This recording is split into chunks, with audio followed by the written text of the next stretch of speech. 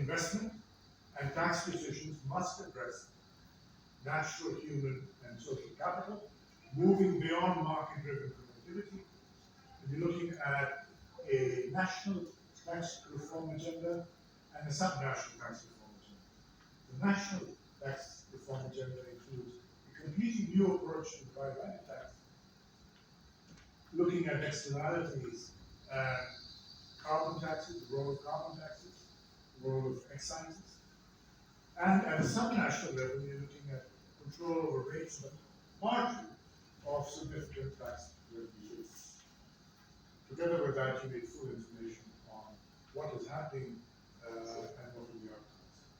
So there's a completely new agenda arising from the digital transformation, looking at blockchain, looking at big data, looking at artificial intelligence, what that does for the design of tax administration, what that does for the design of welfare programs, when you can make payments directly to people themselves, what that does to the BFM framework.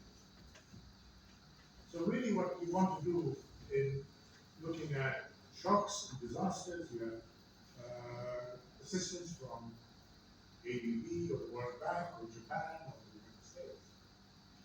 How do you make sure that it's actually going to be used for the purposes it's meant for? Or from Manila, from national resources. So really what you're looking at is looking at the design of special purpose transfers together with sustainable access to private finance, local government bonds and public private bonds.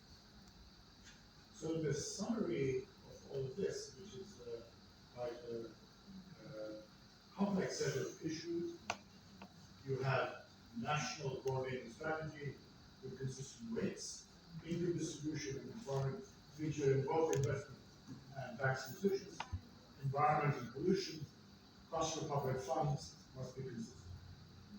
This gives you tax and spending assignments, gives you public investments in sustainable employment, transparency in governance, and financial stability in the medium term. That gives you sustainable urban hubs, national investment in local infrastructure, urban design, how do you handle special economic zones, comes in here. That's a function of local governance, provision of local public services, infrastructure, accountability, also at the local level. And then full information and balance sheets to access private capital and borrowing. So that's, in sum, a lot of theory and how the theory relates to practice. Talk a little bit about how we make it work. But first, some of the effective responses from the pandemic, including in the Philippines. Philippines, as you know, has a large informal sector.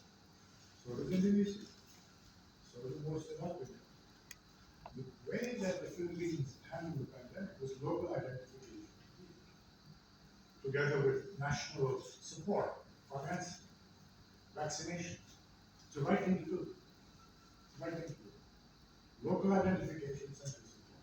That's also what Indonesia did. They didn't make CEQ models and target people who were considered poor 5 years ago, and target those people who were probably in rural areas and not affected by the pandemic. Pandemic is largely over. So really you're looking at who's in need, identify them, and provide support. In Pakistan also, there was a very effective COVID-19 response. They were able to identify target groups, provide money directly to their iPhones, because they had a very good national ID number system. Sure, absolutely accepted issue. So they were able to, with limited resources, have a very effective response to the pandemic. Local identification, national, digital tracking, coordination, and financing. But in the major floods of 2022, there was a new government decided not to use this. It gave money to parliamentarians to hand out to the districts. Prime Minister from this party in power today said half of the money was stolen.